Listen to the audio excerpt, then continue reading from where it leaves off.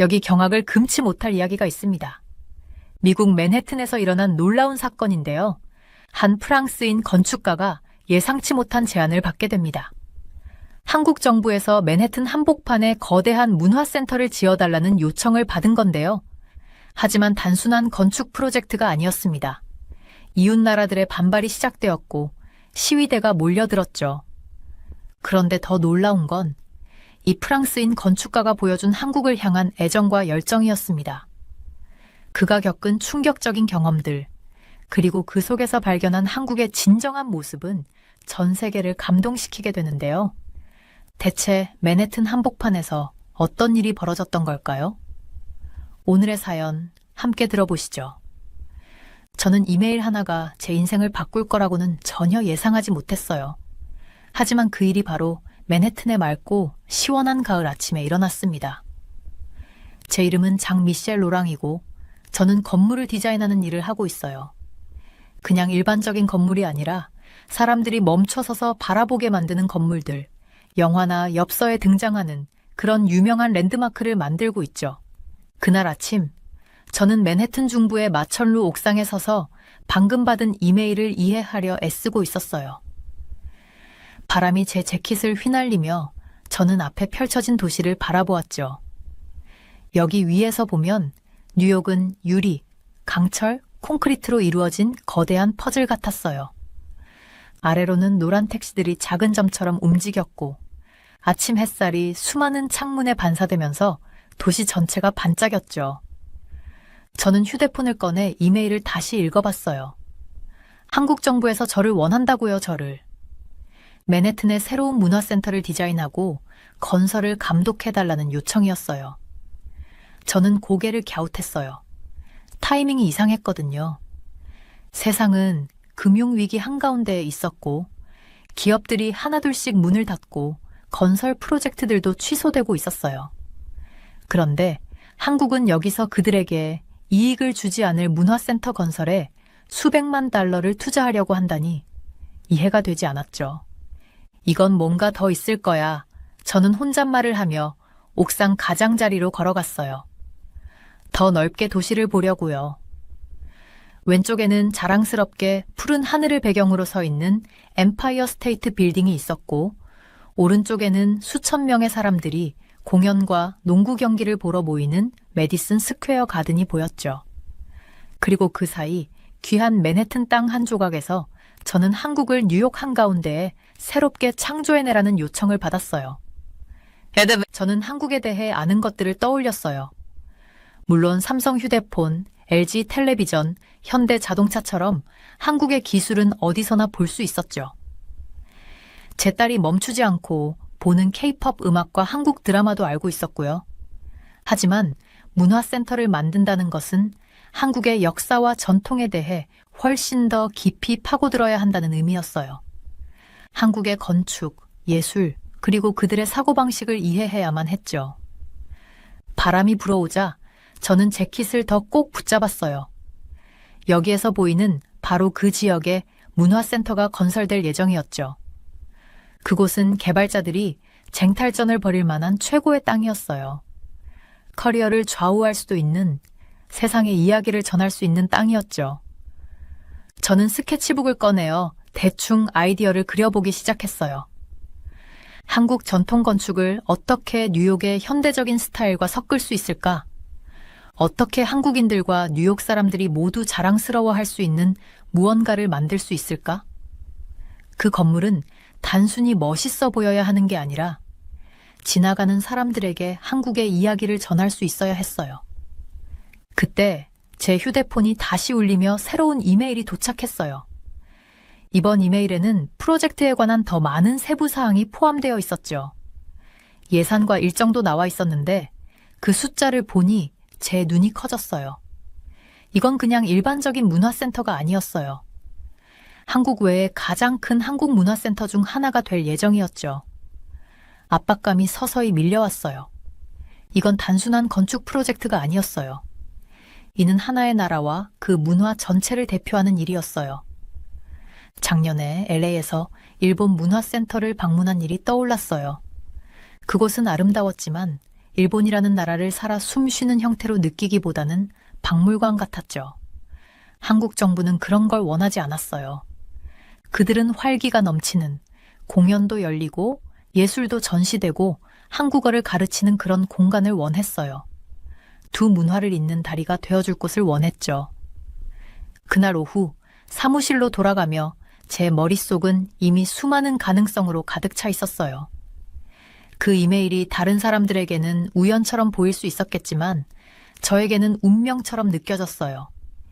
20년 동안 건축을 해오면서 이번 프로젝트는 제 경력을 정의할 수 있는 기회가 될 거였죠. 그 이상으로 이건 저 자신을 넘어서는 무언가에 참여할 기회였어요. 두 다른 세계 사이의 이해를 돕는 일이었죠. 그때는 몰랐지만 그 이메일은 제 인생에서 가장 도전적이고 보람 있는 모험으로 이끌어갈 거였어요. 건축에 대해 알고 있던 모든 것을 시험하게 될 거고, 제가 거의 이해하지 못했던 문화에 대해 배워야 했어요. 또 제가 믿는 바를 지켜야만 했죠. 하지만 가장 중요한 건 때로는 가장 예상치 못한 기회들이 우리를 가장 많이 변화시킨다는 걸 배우게 될 거라는 거였어요. 지금 돌아보니 옥상에서 그 아침은 모든 게 달라진 순간이었어요. 맨해튼의 한 조각뿐만 아니라 제 인생 전체가 바뀌는 그런 모험의 예라고 말하기로 결심한 순간이었죠. 제가 한국문화센터 프로젝트를 맡게 된 후 처음으로 제 사무실에 들어갔을 때 모든 것이 달라 보였어요. 같은 책상, 같은 맨해튼의 스카이라인 뷰였지만 이제 이 익숙한 것들이 저 자신보다 더 큰 무엇인가의 무게를 지닌 느낌이었어요. 저는 자리에 앉아 컴퓨터에서 프로젝트 파일을 열었어요. 앞으로 맞닥뜨려야 할 도전들을 이해하려고 애썼죠. 뉴욕의 건축법규는 제 첫 번째 고민이었어요.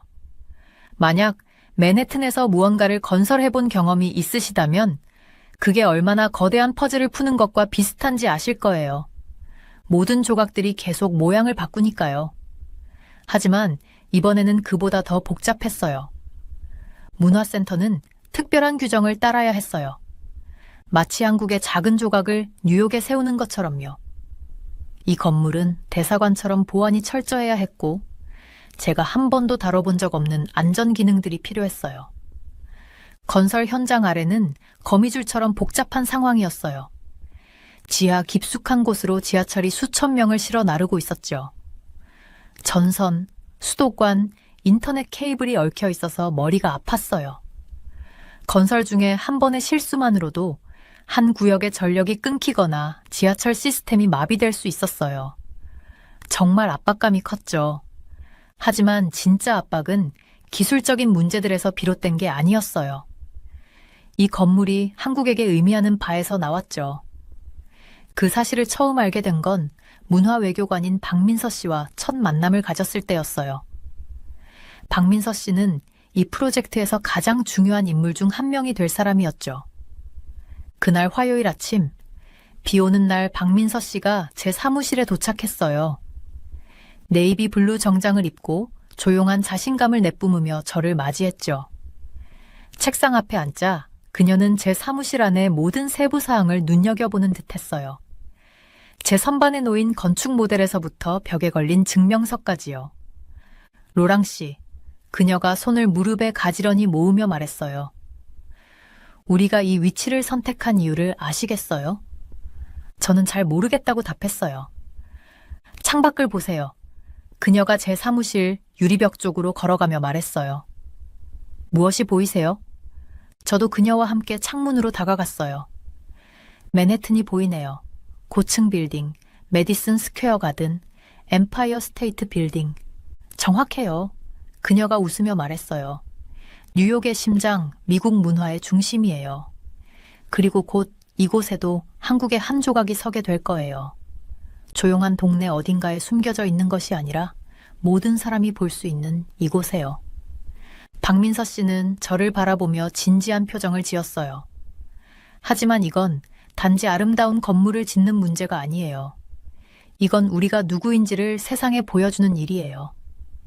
너무 오랫동안 한국은 이웃 나라들에 의해 가려져 있었어요. 중국, 일본, 그들은 동아시아 문화의 이야기를 지배했죠. 하지만 한국은 자신만의 이야기를 가지고 있어요. 그녀는 태블릿을 꺼내 한국의 건축, 예술, 기술 이미지를 보여줬어요. 우리는 단지 문화센터를 짓는 게 아니에요. 그녀가 계속 말했어요. 우리는 한국과 미국을 잇는 다리를 만들고 있어요. 사람들이 한국 문화를 직접 체험할 수 있는 곳, 우리의 업적을 보고, 음악을 듣고, 음식을 맛보고, 우리의 이야기를 이해할 수 있는 곳이죠. 그녀의 말투에서 저는 이 프로젝트가 단순한 건축 작업이 아니라는 걸 깨달았어요. 이 건물은 한국의 세계적인 영향력 상승을 상징하는 것이었어요. 박민서 씨는 한국이 한국전쟁 후 가장 가난한 나라 중 하나에서 기술, 엔터테인먼트, 혁신의 글로벌 리더로 성장했다는 이야기를 해줬어요. 하지만 아직도 많은 사람들이 한국의 성취를 인정하지 않는다고 했죠. 저항이 있을 거예요. 박민서 씨가 살짝 목소리를 낮추며 경고했어요. 모든 사람이 한국 문화의 부상을 원하지 않아요. 특히 이웃 나라들에서요. 그녀는 이름을 대지 않았지만 저는 그녀가 중국과 일본을 말하는 것임을 알았어요. 역사적으로 이들 나라는 한국의 문화와 정체성을 통제하려 했었죠. 회의가 끝날 무렵 박민서 씨는 전통 한국 종이로 포장된 작은 상자를 건네줬어요. 안에는 아름다운 도자기 컵이 들어 있었어요. 간단하지만 우아한 디자인이었죠. 이건 한국의 도예 명인에게서 받은 거예요. 그녀가 설명했어요.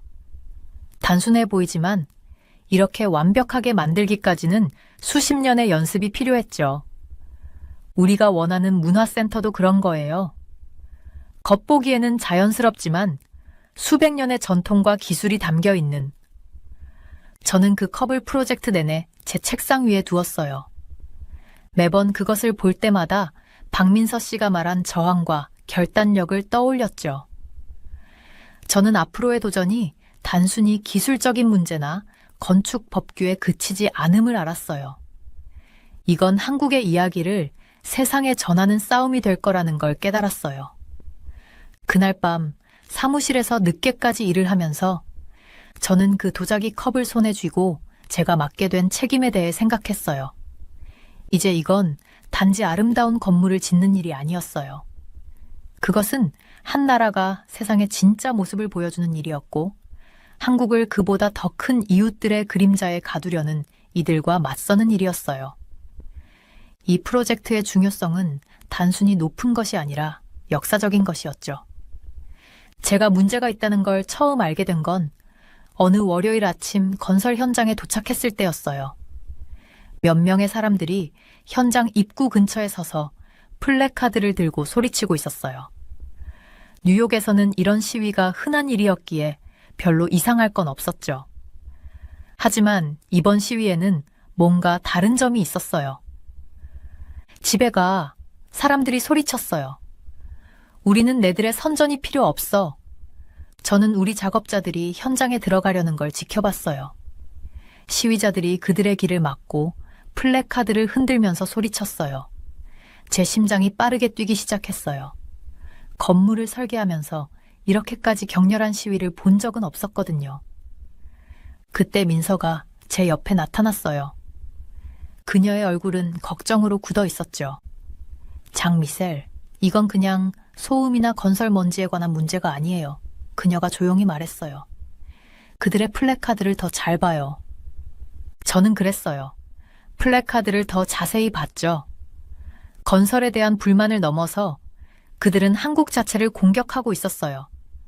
한국 문화 침략 중단이라고 적힌 플래카드도 있었고 맨해튼의 외국의 영향은 필요 없다는 것도 있었어요. 그 한마디 한마디가 제 가슴을 쳤어요.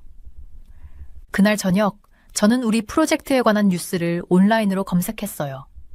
그리고 그 내용에 충격을 받았죠. 여러 개의 기사가 있었고 모두 중국과 관련된 언론들이었어요.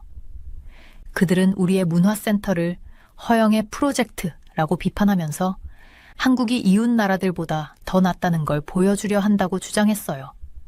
그 기사들은 단순히 부정적이기만 한 게 아니라 명백히 조직적인 공격 같았어요. 시위는 날마다 커져만 갔어요. 어느새 50명이었고 그 다음엔 100명으로 늘었죠. 지역 TV 방송국들도 카메라를 들고 나타났어요. 저는 기자들이 시위자들을 인터뷰하는 모습을 보았어요. 시위자들은 똑같은 불만을 외우고 있었죠. 소음과 교통 문제에 대해 이야기하지만 그들의 진짜 메시지는 분명했어요. 그들은 한국이 맨해튼에 문화적 존재감을 가지는 걸 원하지 않았어요. 민서와 저는 제 사무실에서 오랜 시간을 보내며 어떻게 해야 할지 고민했어요. 이건 이제 단순한 건물 문제가 아니에요. 그녀가 말하며 태블릿에 더 많은 뉴스 기사를 보여주었어요. 더 큰 싸움이 벌어지고 있어요. 어떤 사람들은 한국의 문화가 전 세계적으로 더 인기를 끌지 않길 바라는 거예요. 그렇게 겨울 아침 모든 게 변하게 되는 날이 왔어요. 저는 오전 7시에 현장에 도착했을 때 경찰차들이 현장 주변에 둘러싸고 있었어요. 평소에 들리던 건설 기계 소리는 사라지고 대신 분노에 찬 목소리들이 들렸어요.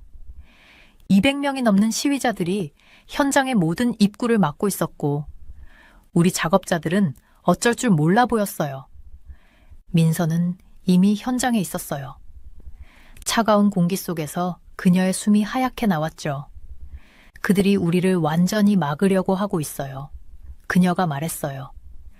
그녀의 목소리는 약간 떨리고 있었지만 눈빛은 확고했어요. 장미셀, 이게 우리를 끝장낼 수도 있는 순간이에요. 시위자들은 사람 체인을 만들었고 그들은 소리치며 플래카드를 흔들었어요. 뉴스 카메라는 모든 걸 기록하고 있었죠. 몇몇 우리 한국인 작업자들이 시위자들에게 다가가 자신들이 단지 일을 하고 있다는 걸 설명하려 했지만 시위자들은 그들의 목소리를 더 크게 높여 그들을 덮어버렸어요. 상황은 점점 더 나빠졌어요. 누군가 작업자를 밀쳤고 또 다른 사람이 커피컵을 던졌어요. 경찰은 가까이 다가왔고 언제든 개입할 준비가 되어 있었죠. 만약 폭력이 발생하면 그건 뉴스에 대대적으로 보도될 거였어요.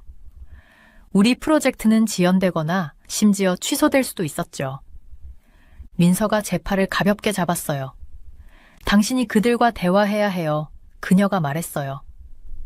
당신은 한국 사람이 아니니까 아마 그들이 당신에게는 좀 더 귀 기울일 거예요. 우리가 문제를 일으키려는 게 아니라는 걸 보여줘야 해요. 저는 원래 대중 앞에서 말하는 게 서툴렀어요. 건물은 제 언어였지 말은 아니었죠. 하지만 우리 작업자들의 걱정 가득한 얼굴을 보며 민서의 희망을 보며 저도 뭔가 해야겠다는 생각이 들었어요. 사람들 속으로 걸어가는 건 마치 깊은 물속을 걷는 것 같았어요. 다리가 무겁고 가슴이 뛰었죠. 저는 평화롭게 왔다는 걸 보여주기 위해 손을 들었어요. 제발 제 말을 들어주세요. 제가 소리쳤어요. 시위자들이 잠시 조용해지며 제가 무슨 말을 할지 궁금해했어요. 저는 프랑스 사람입니다. 저는 전 세계 곳곳에서 건물을 설계해왔어요. 이 문화센터는 누구를 깔보거나 무시하려는 목적이 아니에요. 사람들 간의 이야기를 나누고 문화를 공유하는 거예요. 사람들 사이에 다리를 놓는 일이죠. 저는 제 뒤에 반쯤 완공된 건물을 가리켰어요. 저기 안에는 아이들이 한국어와 한국 미술을 배울 수 있는 교실이 있어요.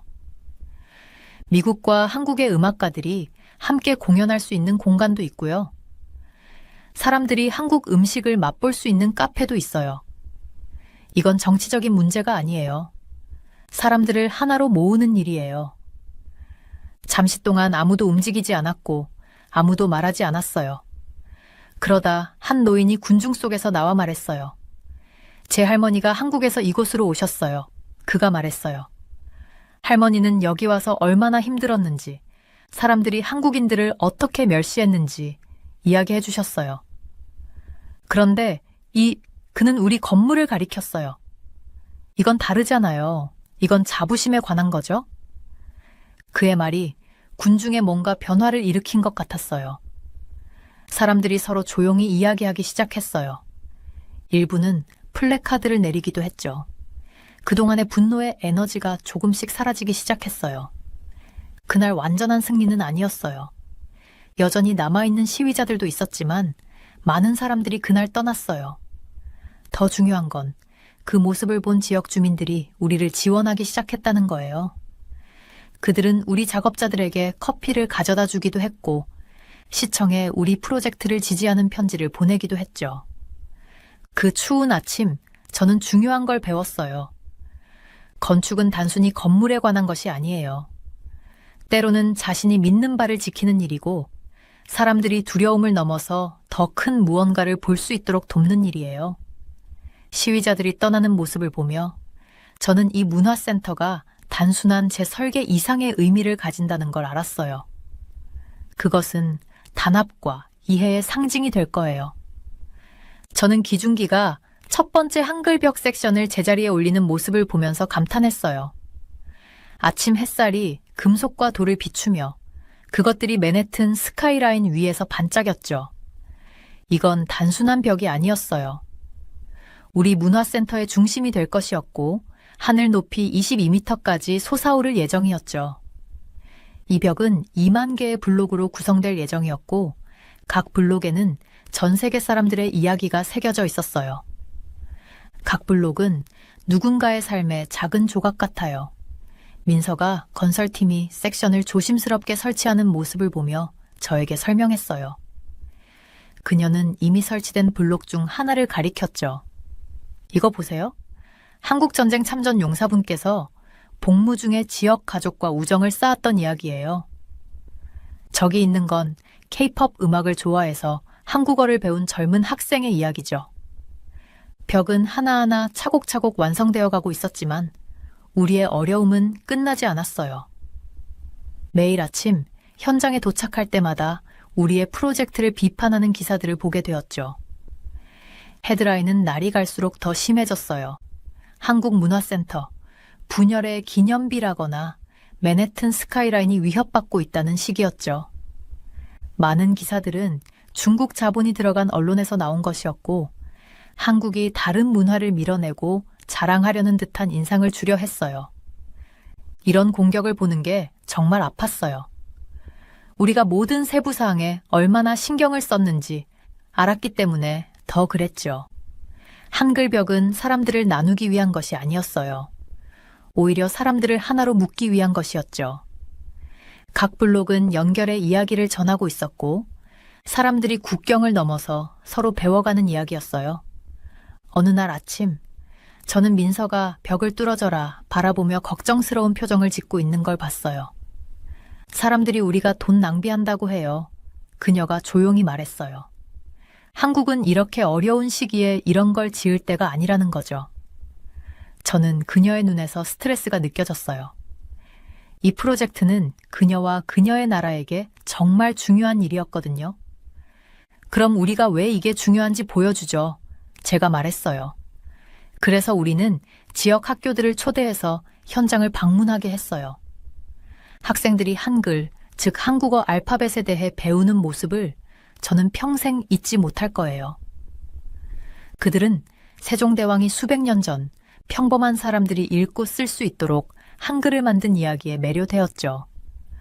어떤 학생들은 벽에 새길 자신의 이야기를 제출하기도 했어요.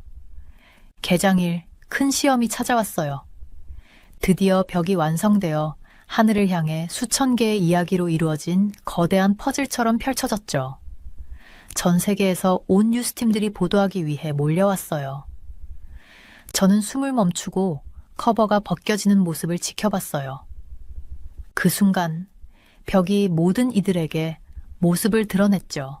처음엔 고요함만 있었어요. 그런데 점점 사람들이 놀라움과 감탄의 숨을 쉬며 속삭이기 시작했어요. 사람들은 천천히 벽을 따라 걸으며 블록들을 만지고 이야기를 읽었죠.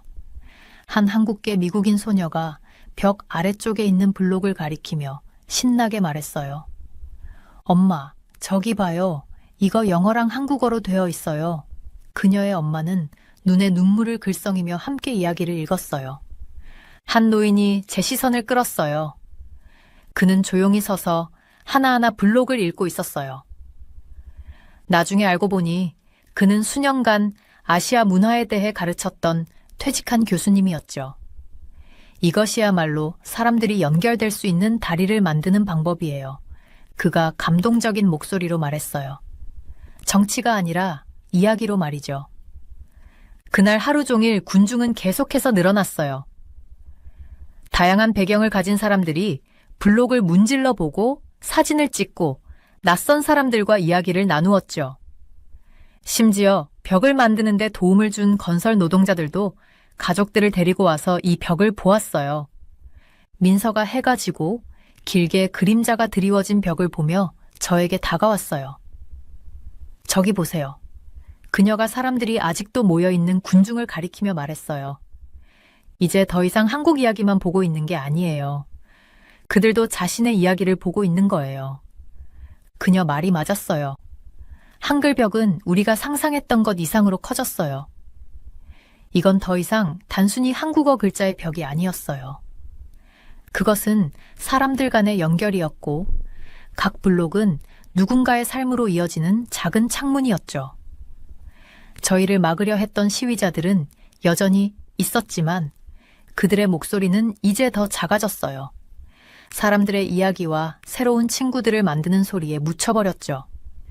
저는 벽의 표면 위로 마지막 햇살이 스며드는 모습을 보며 서 있었어요. 우리가 만든 건 단순히 강철과 돌로 이루어진 것이 아니었어요. 사람들의 마음과 생각 속에 남을 무언가였죠. 한국문화센터는 이제 단순한 건물이 아니었어요. 문화가 만나는 곳, 이야기가 공유되는 곳, 장벽이 하나씩 무너지는 곳이었죠. 저녁이 되어 도시의 불빛들이 켜지고 벽이 어둠 속에서 부드럽게 빛나기 시작했을 때 저는 우리가 정말로 만든 것이 무엇인지 깨달았어요. 그것은 맨해튼 한복판에서 문화의 등대처럼 세상의 희망과 연결의 메시지를 보내고 있는 것이었죠. 한국문화센터를 개관한 지 3달이 지났지만 여전히 얼마나 많은 변화가 있었는지 믿을 수 없었어요. 매일 아침 저는 일찍 도착해서 한글 벽에 비치는 해돋이를 보기 위해 자주 시간을 보냈어요. 그 20천 개의 한글 블록 위로 빛이 춤추듯 흘러가는 모습은 그 건물을 살아있는 것처럼 만들었죠. 어느 추운 1월의 아침, 제 심장이 멈추는 것 같은 장면을 보았어요. 한 12살 정도 되어 보이는 한국계 미국 소녀가 할머니와 함께 한글 벽 앞에 서 있었어요. 할머니는 그 한글들을 손끝으로 따라가며 눈물을 흘리고 있었죠. 저는 그들의 순간을 방해하지 않으려 조용히 다가갔어요. 할머니, 이거 뭐라고 써 있어요? 소녀가 한 블록을 가리키며 물었어요. 할머니는 눈물 속에서 미소를 지으셨어요. 집이라고 써 있어. 내가 한국을 떠난 지 50년이 넘었는데 이렇게 뉴욕에서 우리의 언어가 이렇게 자랑스럽게 전시된 걸 보게 될 줄은 몰랐지. 저도 모르게 자신을 소개하게 되었어요. 할머니, 김 씨는 퀸즈 지역에서 처음으로 이민 온 한국인 중 한 명이라고 하셨어요. 그때만 해도 라고 말씀하셨죠. 우리는 우리가 누구인지 숨기려고 했어요. 그런데 이제 보세요. 우리의 이야기가 바로 이 맨해튼에 있어요. 그 대화는 제가 이 건물을 보는 방식에 큰 변화를 주었어요. 이제는 단순히 건축물이 아니라 매일 찾아오는 방문객들이 우리 벽에서 자신들의 일부를 찾는 공간이 되었죠. 그동안 반대하던 중국 관광객들도 찾아왔고 많은 사람들이 한국 문화를 이해하는 데 도움이 되었다며 긍정적인 의견을 남겼어요. 가장 큰 놀라움은 지역 학교들이 학생들을 체험학습으로 데려오기 시작했을 때였어요. 기억에 남는 건 7학년 학생들 한 반이었는데 그들은 계속해서 질문을 했어요. 그들의 선생님, 로드리게즈 선생님은 학생들에게 한글 벽에 있는 이야기에서 영감을 받아 시를 쓰게 했어요. 비록 학생들이 한국어를 읽을 수는 없었지만 언어를 넘어 이야기를 나누는 힘을 이해할 수 있었죠. 민서는 매주 음악, 미술, 한국 음식 냄새가 가득한 행사를 조직했어요. 어느 저녁 유명한 한국 음악가들을 초대해 공연을 했는데 전통 드럼 소리가 건물 안에 울려 퍼지면서 맨해튼의 교통소음과 섞였어요. 그 소리는 정말 완벽했죠. 한국 문화가 뉴욕 한복판에서 숨쉬고 있는 느낌이었어요. 하지만 진정한 마법은 작은 순간들에서 일어났어요. 한 한국 할머니가 미국에서 태어난 손주들에게 김치를 만드는 법을 가르쳐주는 모습. 서로 다른 나라에서 온 20대가 케이팝 춤을 배우며 친구가 되는 모습. 점심시간에 한국 글씨를 연습하려고 잠깐 들른 한 사업가의 모습. 문화센터는 우리가 처음 계획했던 것 이상으로 성장했어요. 단순히 한국 문화를 보여주는 것을 넘어서 새로운 연결을 만들어갔죠. 처음 건물에 반대했던 사람들이 이제는 우리의 행사에 오기도 했고, 몇몇은 우리가 만들려던 것을 이해하지 못해 반대했다고 사과하기도 했어요. 개관 1주년이 된 해, 우리는 특별한 행사를 열었어요. 시장님을 비롯한 여러 나라의 외교관들이 참석했죠. 하지만 저는 오히려 우리 문화센터의 단골 손님들, 학생들, 가족들, 호기심 많은 관광객들의 모습을 보는 것이 더 관심이 갔어요. 행사 중 민서가 한글벽에 새로운 추가 내용을 공개하며 모두를 놀라게 했어요. 그건 첫 해 동안 방문했던 사람들이 남긴 이야기들이었어요. 그들의 이야기는 문화센터가 그들에게 어떤 변화를 가져왔는지 보여주었죠. 그중 하나는 특히 인상 깊었어요. 중국에서 온 학생이 쓴 이야기였는데 문화센터를 방문한 후 한국인 친구들과 우정을 쌓았다는 내용이었어요. 그날 밤 저는 옥상 정원에서 도시의 불빛을 보며 우리가 얼마나 멀리 왔는지 생각했어요. 그때의 시위는 이제 먼 옛날 이야기처럼 느껴졌어요. 그 자리에 남은 건 아름다운 무언가였어요. 서로 다른 사람들끼리 배우고 이야기를 나누며 오래된 벽을 허물어가는 그런 공동체였죠. 민서가 옥상으로 올라와 저와 함께 앉았어요. 장미셸, 그녀가 말했어요. 네가 시위자들에게 이곳이 다리가 될 거라고 했을 때 그 말이 맞았어요. 그런데 이제 그 이상이 되었어요. 이곳은 집이 되었죠. 저는 고개를 끄덕이며 아래에서 오고 가는 사람들의 모습을 지켜봤어요. 이제 그들 각자는 한국에서 배운 새로운 단어, 발견한 맛, 혹은 나누고 싶은 이야기를 가지고 이곳을 떠나는 사람들이었죠. 한국문화센터는 중요한 것을 증명했어요.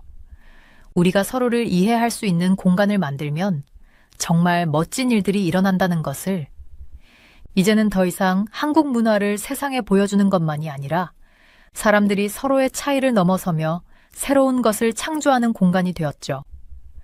한글 벽이 저녁빛 속에서 반짝이는 모습을 보며 저는 이곳이 정말 시작에 불과하다는 것을 알았어요.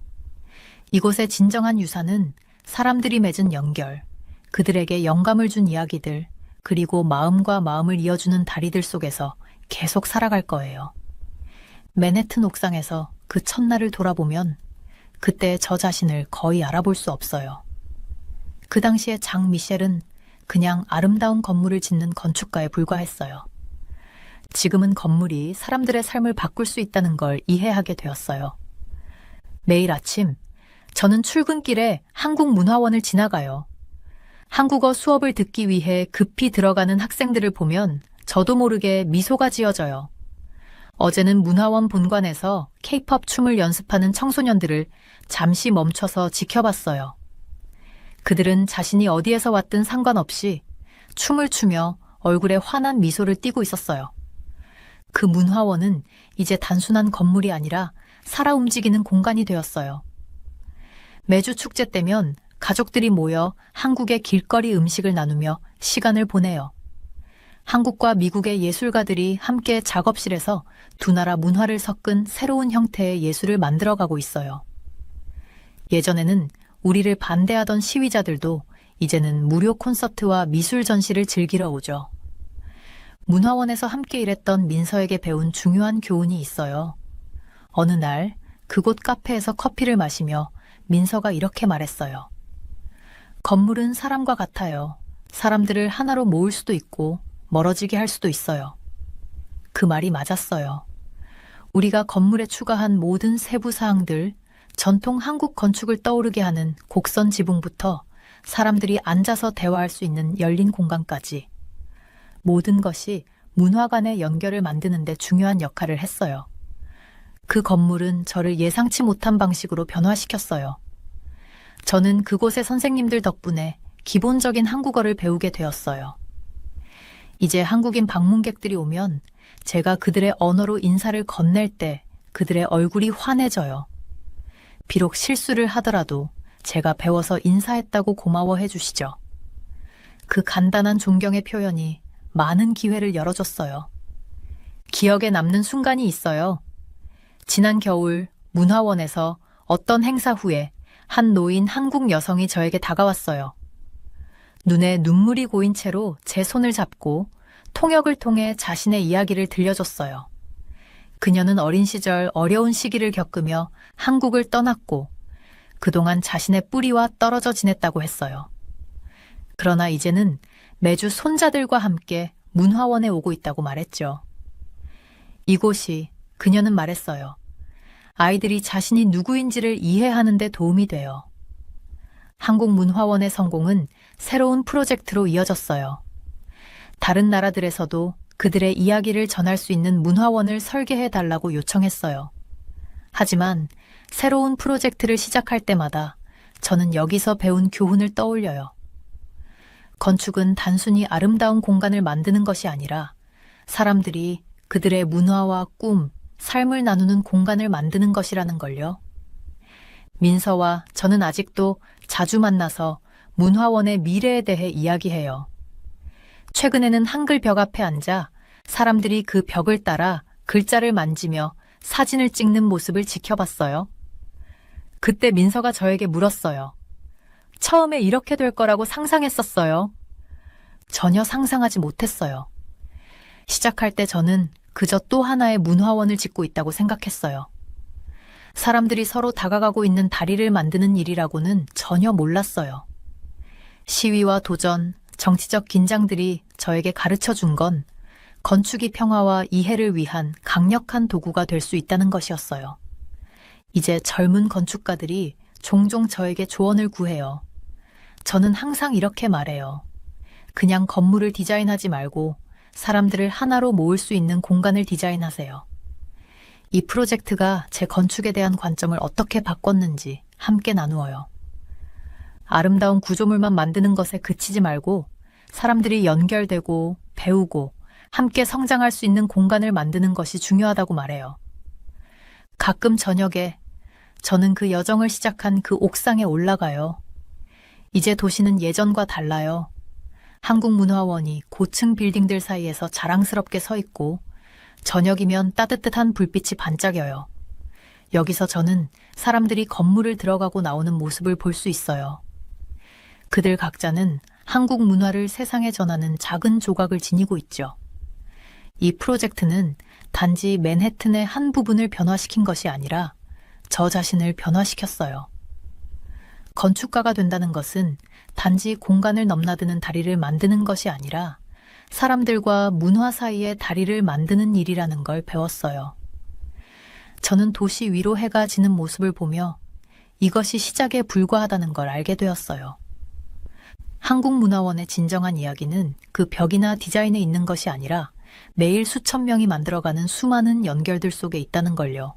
저는 이 도시에서 아름다움을 찾을 수 있을 거라고는 생각도 못했어요. 그런데 여기에 있네요. 자카르타가 바다와 싸우는 모습에 매료된 채 서 있었어요.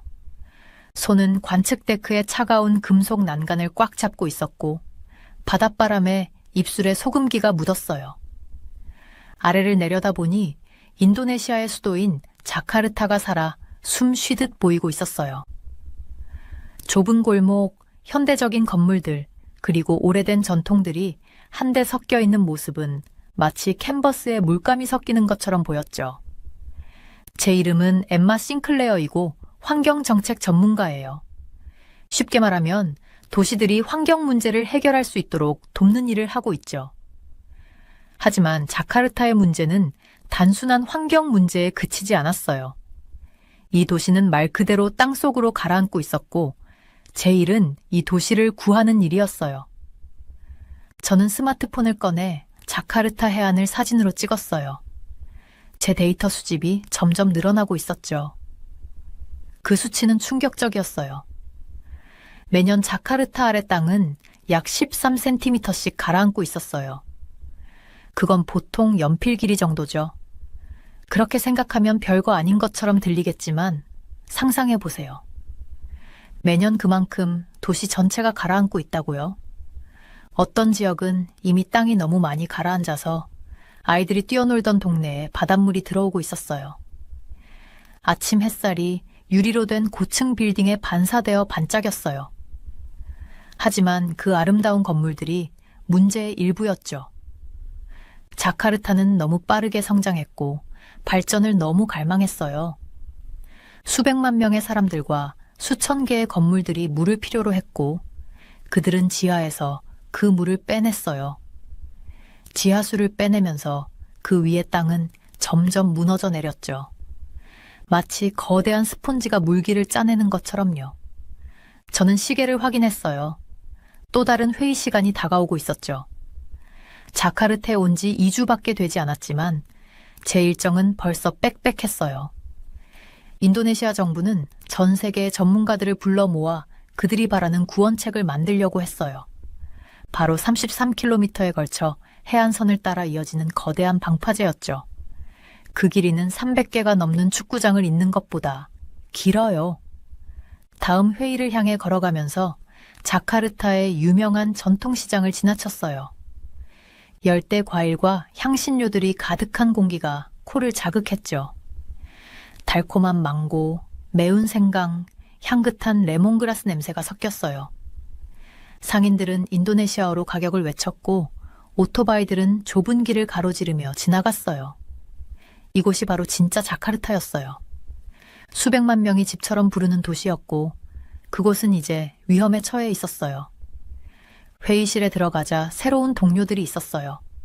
한국에서 온 엔지니어들, 네덜란드에서 온 물 전문가들, 그리고 인도네시아 현지의 과학자들. 그런데 그 중에서 한 사람이 특히 눈에 띄었어요. 박재현 씨라는 이미 한국에서 세계 최대 규모의 방파제를 만들었던 뛰어난 엔지니어였어요. 그가 이 프로젝트에 대해 이야기할 때 그의 눈은 희망으로 반짝였어요. 그는 단순히 숫자와 계산만 본 게 아니었어요. 그는 자카르타의 미래에 대한 희망을 보고 있었어요. 그날 저녁 호텔 방에서 노트를 정리하면서 저는 창밖의 석양을 보았어요. 하늘은 오렌지와 핑크색으로 물들었고 아래에는 도시의 불빛들이 반짝였어요. 멀리서 이슬람 사원의 기도 소리가 들려왔죠. 자카르타는 구세대와 신세대, 부유함과 가난함, 전통과 발전이 뒤섞인 도시였어요. 그런데 지금 이 도시는 가장 큰 도전에 직면해 있었어요. 자바해의 수위 상승이 그 도전이었죠. 저는 노트북을 열고 첫 프로젝트 보고서를 작성하기 시작했어요. 그 글은 책임감이 묻어났죠. 자카르타는 놀라운 속도로 가라앉고 있다. 즉각적인 조치가 없으면 2045년까지 이 도시는 큰 부분이 물에 잠길 위험이 있다. 그게 불과 20년 남짓한 시간이었어요. 오늘 본 사람들, 시장 상인들, 사무실 직원들, 거리에서 뛰어놀던 아이들, 그들의 미래가 저희가 이 일을 어떻게 해결하느냐에 달려 있었어요. 그날 밤 잠자리에 들면서 에어컨의 부드러운 소리가 멀리서 들려오는 파도 소리를 가리지 못했어요. 그 파도 소리는 마치 시계처럼 시간을 세고 있었죠. 우리가 자카르타를 구할지 아니면 바닷속으로 가라앉게 될지 결정짓는 시간이었어요. 내일은 또 다른 도전과 문제들이 기다리고 있을 거예요. 하지만 지금은 잠시 쉬기로 했어요. 진짜 일은 이제 시작이었죠. 매일 아침 저는 자카르타의 혼잡한 거리를 걸으며 주변에서 일어나는 일들을 지켜봤어요. 튀긴 국수와 그릴에 구운 사태의 냄새가 공기 속에 가득했고 노점상들은 지나가는 사람들에게 소리쳤어요. 오토바이들이 차들 사이를 빠져나가며 경적 소리가 도시의 끊임없는 소음으로 울려 퍼졌어요. 교복을 입은 아이들이 손을 잡고 뛰어다니며 아침 비에 남은 무릉덩이를 뛰어넘으며 웃고 있었죠. 그런데 이 활기찬 풍경 속에서 저는 뭔가 불안한 기분을 떨칠 수가 없었어요. 환경 전문가로서 저는 대부분의 사람들보다 더 많은 걸 알고 있었어요. 제가 밟고 있는 땅은 천천히 지구 속으로 가라앉고 있었죠.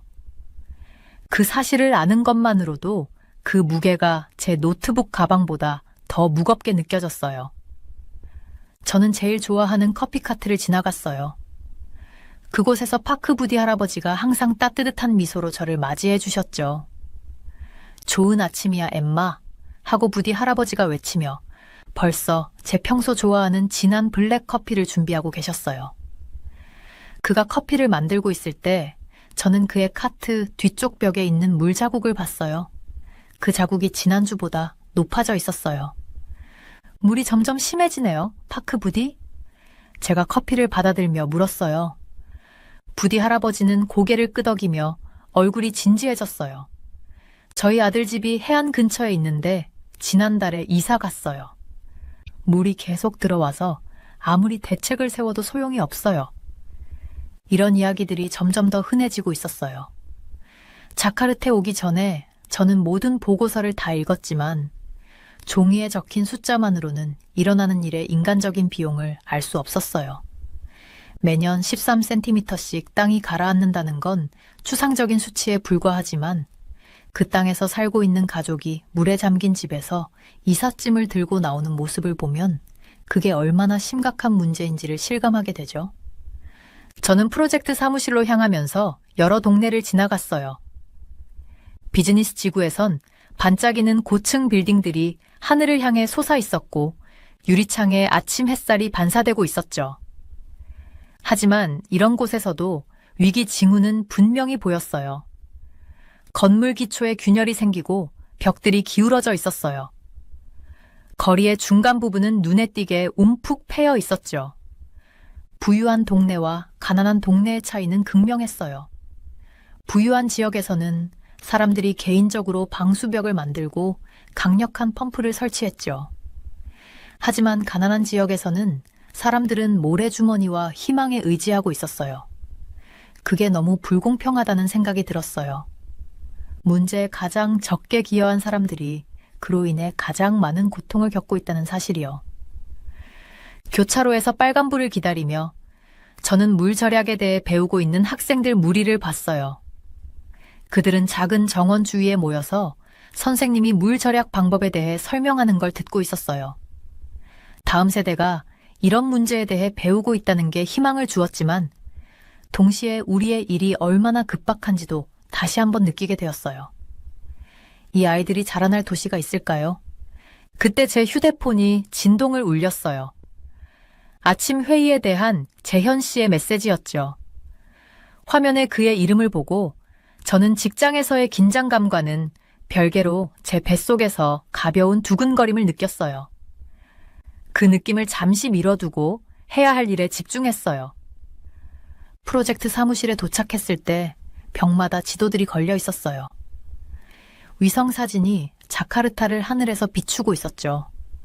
1천만 명이 넘는 사람들이 살고 있는 거대한 도시, 그 주변을 물이 위협하고 있었어요. 자바해가 북쪽에서 밀려오고 13개의 강이 도시를 관통하며 우기에는 그 수위가 위험할 정도로 불어났어요. 지하에는 수십만 개의 우물이 땅속에서 물을 빼내며 그로 인해 땅이 압축되어 가라앉고 있었어요. 저는 지도 위에 표시된 해양 방벽 경로를 따라 손가락을 댔어요. 33km에 달하는 희망이죠. 바다를 막기 위해 설계된 방벽이에요. 기술적으로는 복잡한 작업이지만 인간적인 문제는 그보다 훨씬 더 커요.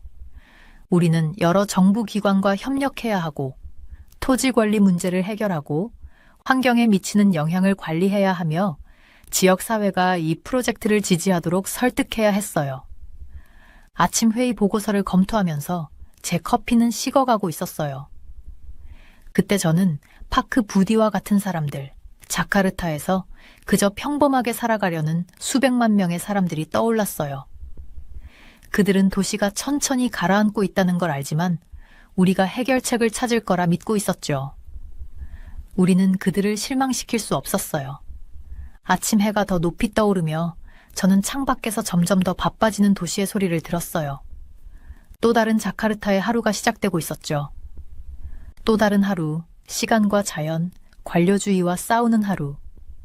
또 다른 하루, 가라앉고 있는 도시를 구하려는 하루였어요. 저는 창에 비친 제 모습을 바라봤어요. 3개월간 자카르타에서 지내면서 저는 많이 변했어요. 눈 밑에 다크서클이 수많은 밤을 지사오며 기술 문서를 검토했던 이야기를 말해주고 있었죠. 그런데 그 무엇보다 다른 점이 있었어요. 바로 그 어느 때보다 강한 결단력이었어요. 이제 이 프로젝트는 단순한 일이 아니었어요. 이건 도시뿐 아니라 도시의 영혼을 구하는 미션이었죠. 그때 인터폰이 울리며 아침 첫 회의에 도착을 알렸어요. 저는 서류를 챙기고 자켓을 고쳐 입은 후 깊은 숨을 들이켰어요. 이제 일을 시작할 시간이에요. 정부 관계자의 보고를 들으면서 제 다리가 회의 테이블 아래에서 저절로 떠는 걸 멈출 수 없었어요. 그의 목소리는 무겁고 진지했어요. 우리가 두려워하던 그 소식이었죠. 기후과학자들이 자카르타 역사상 최악의 홍수가 올해 말까지 발생할 거라고 예측했다고 했어요. 제 배가 꽉 조여오는 느낌이었어요. 만약 우리가 빨리 행동하지 않으면 수천 명이 집을 잃게 될 거였죠. 저는 테이블 건너편에 앉아있는 재현을 쳐다봤어요. 그의 표정은 차분했지만 손가락이 조용히 태블릿 화면을 두드리고 있는 게 보였어요. 방조벽 프로젝트는 이미 몇 달이나 뒤처져 있었고 매주 지연될 때마다 더 많은 생명이 위험에 처하게 된다고 생각했죠. 모델에 따르면 예상되는 수위가 40% 증가할 것으로 보입니다. 정부 관계자가 말하면서 화면에 여러 지도들을 띄웠어요. 빨간색으로 표시된 지역들이 홍수가 날 가능성이 높은 곳들이었어요. 제 마음은 무겁게 가라앉았어요. 익숙한 동네들이 붉게 표시된 걸 보면서요. 재현은 일어나서 재킷을 고쳐 입고 나서 팀의 조사 결과를 발표했어요. 평소에 자신감 넘쳤던 그가 이번에는 평소보다 말이 좀 더 천천히 신중하게 했어요. 방조벽은 큰 수정이 필요합니다. 그는 기술 도면을 확대하며 설명했어요. 우리 최신 데이터에 따르면 방조벽을 원래 계획보다 3m 더 높여야 하고 바다 쪽으로 2km 더 연장해야 합니다. 방 안의 사람들 얼굴에 우울한 표정이 드리워졌어요. 우리가 필요한 특수자재는 인도네시아에서 구할 수 없었고 그것들을 수송하는 데 몇 달이 걸릴 거였죠. 예산도 2배로 늘려야 했고 더 큰 문제는 기존의 공사 일정이 완전히 재조정되어야 했다는 거였어요. 방안은 걱정 어린 대화들로 가득 차기 시작했어요. 정부 관계자들은 인도네시아어로 서로 속닥였고 한국 엔지니어 팀은 노트북 앞에 모여 계산을 다시 점검했어요. 저는 이 두 세계, 즉 기술적 요구와 실패의 인명피해 사이에서 갇힌 기분이었죠. 그때 갑자기 테이블 한가운데 있던 회의용 전화기가 울리기 시작했어요.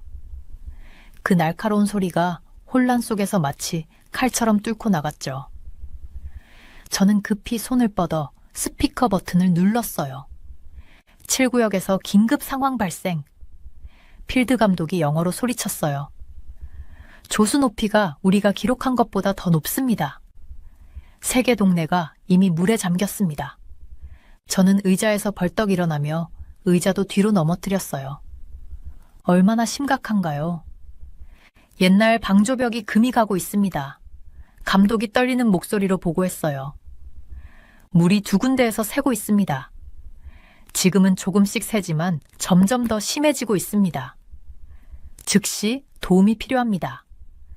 저는 테이블 건너편에 앉아있는 재현과 눈을 맞췄어요. 우리가 말하지 않아도 알 수 있었죠.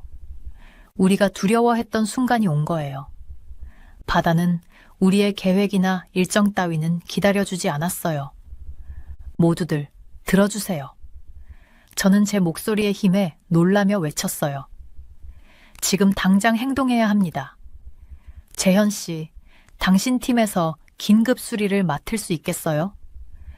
그는 이미 휴대폰을 빠르게 타이핑하며 고개를 끄덕였어요. 3구역과 4구역에서 우리 건설팀을 이동시킬게요. 콘크리트가 필요합니다. 많은 양이요. 그리고 철근도 필요합니다. 방안은 일순간에 지휘본부로 변했어요. 정부 관계자들은 군 지원을 요청했고 한국 엔지니어 팀은 몇 개의 그룹으로 나뉘어 일부는 붕괴 지점으로, 다른 일부는 긴급 설계 수정 작업을 시작했어요. 지역사회 리더들이 도착해 자원봉사자들과 대피 계획을 조정했어요. 저는 노트북과 안전장비를 챙기고 재현을 따라 그의 트럭으로 갔어요. 자카르타 거리는 마치 전쟁터 같았어요. 구급차가 사이렌을 울리며 지나갔고 사람들은 고지대로 물건을 옮기기 위해 서두르고 있었어요.